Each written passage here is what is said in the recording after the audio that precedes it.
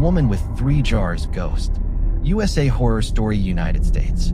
In a small rural town called Hollow Springs, Mississippi, there had been a strange rumor passed down for years. People said that after midnight, near the old well on the edge of town, a woman could be seen. On her head, she carried not 1, not 2, but 3 clay jars, balanced perfectly as she walked. She moved slowly through the back roads of town, and the strangest thing of all was that nobody had ever seen her face. Anyone who tried to get a closer look either fell sick the next day or simply disappeared from town entirely. The townsfolk called her the Jar Woman. Nobody knew who she really was. A man named Travis lived in Hollow Springs. He worked a regular job over in Jackson, but he'd come back home for a visit one weekend. That evening, he was sitting on his uncle's porch with a few friends and some of the older folks from town, and Travis was poking fun at the whole legend. "Travis, you live in the city now. That's why you're laughing at this," said an older man named Walter. "But we've seen her with our own eyes. She walks dead silent. You can't hear her footsteps at all. 3 jars on her head, and she always heads straight for that old well." "Look, Walter, I'm not calling you a liar," Travis said. "But there's usually some explanation behind every mystery. Maybe it's a woman who's lost. Maybe it's a smuggler. Maybe somebody's running a con. Jumping straight to ghost without looking into it doesn't seem too smart to me." "Son, we've seen plenty in our years," Walter said, "but never anything like this. About 25 years back, a woman used to show up the same way. Then she vanished. Now, for the last 6 months, that same shadow's been showing up again. The strangest part is she never talks to anybody, but on the night she appears, something always goes missing from somebody's house in town. Sometimes grain, sometimes jewelry, sometimes cash." Travis frowned. Something about it didn't sit right with him. This didn't feel like just a ghost story. Something else was going on. The next night, Travis decided to investigate. His friends Marcus, Derek, and Cody agreed to go with him. The 4 of them hid near the old well at the edge of town around 11 o'clock that night. Everything around them was dead silent. There was a strange chill in the air. Around midnight, they heard a faint jingling sound in the distance, like small bells. Everyone went still. Then, through the mist, a dark figure appeared. It moved toward them slowly. On its head, exactly as the story said, were 3 clay jars. Nobody breathed. "I swear to God, that's her. That's exactly what I saw," Walter, who'd come along, whispered. The figure kept getting closer. She wore a black veil that completely hid her face.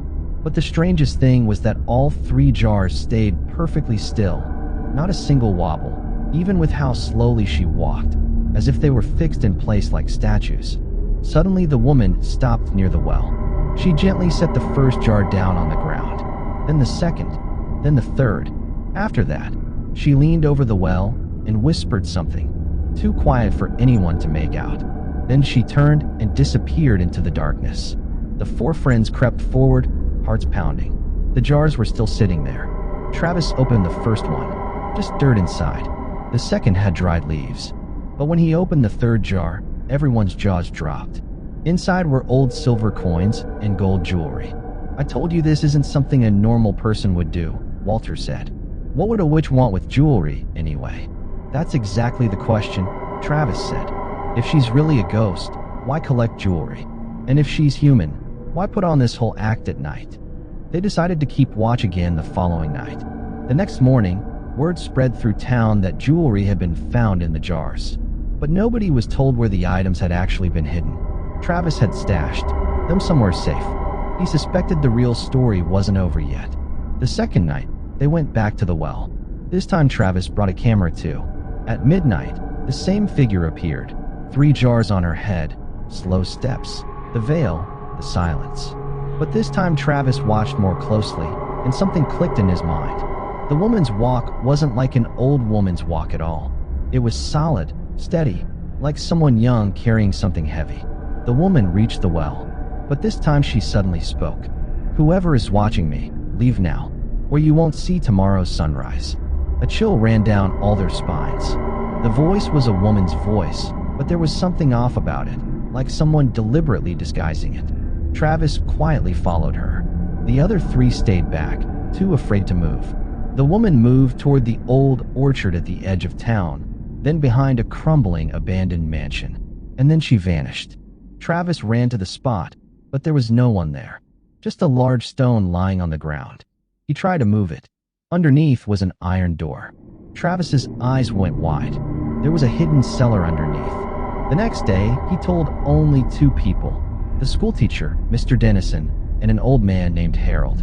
If there's a hidden cellar, this isn't a ghost story anymore, Mr. Dennison said. Somebody real is using this place.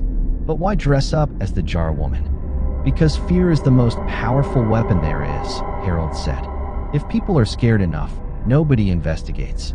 That night, all 5 of them went prepared, flashlights, a camera, and sturdy sticks. At midnight, the jar woman appeared again. But this time, just as she reached the cellar entrance, "Stop right there. Your game is over." The figure froze for a moment. Then she suddenly bolted. Everyone chased after her. After a short chase, Marcus managed to grab hold of her. All 3 jars fell and shattered on the ground. The veil came loose and everyone's eyes went wide. It wasn't a witch at all. It was the town's old silversmith, a man named Eli Granger. But you moved away 6 months ago. That's exactly what I wanted people to think. I never left. I've been right here, in this cellar. Everyone stood in shock. But the story wasn't over yet. What about everything stolen from people's houses? Travis asked. I took all of it. I started the witch rumor myself. People stayed scared, and I kept stealing in peace. Then Harold's face went pale. With a trembling voice, he asked, "And the woman from 25 years ago, who was she?" Eli's expression changed completely. Fear crept into his eyes. For the first time, he looked genuinely terrified. That's exactly why I started all this.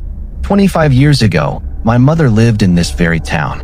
People thought she was a witch, because at night, she'd carry 3 clay jars on her head, walking to the next town over to sell water. One night, a group of people mistook her for a witch and killed her.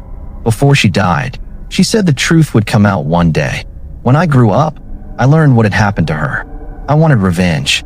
I brought the jar woman's story back so the town would be afraid, so they'd understand how dangerous rumors can be. But over time, the greed took over. I started stealing. Everyone fell silent. It seemed like the mystery was finally solved. Then, suddenly, a woman's voice came from inside the cellar. Eli, Eli. The voice was perfectly clear. Eli, it's time to go now. Eli's face turned white as paper. No, this can't be happening. A sudden cold wind burst out from inside the cellar, and then everyone saw it. A hazy figure standing in the darkness of the cellar. 3 jars on her head. This time, it wasn't Eli. The figure standing before them slowly began to move forward. Eli screamed in pure terror. No, this can't be, no. A sudden gust of wind swept through. A few seconds later, when the light returned, the figure was gone. But Eli was lying unconscious on the ground. He was taken to the hospital. When he woke up, he confessed to everything. Every theft, every detail. The townspeople got their belongings back. He was sent to prison. But to this day, nobody has ever figured out who that figure in the cellar really was that night. Was it really the spirit of Eli's mother? The people of Hollow Springs still won't go near that old well at night, because many claim that on moonless nights, through the mist, a woman still appears. 3 clay jars balanced on her head, just as before. She never harms anyone.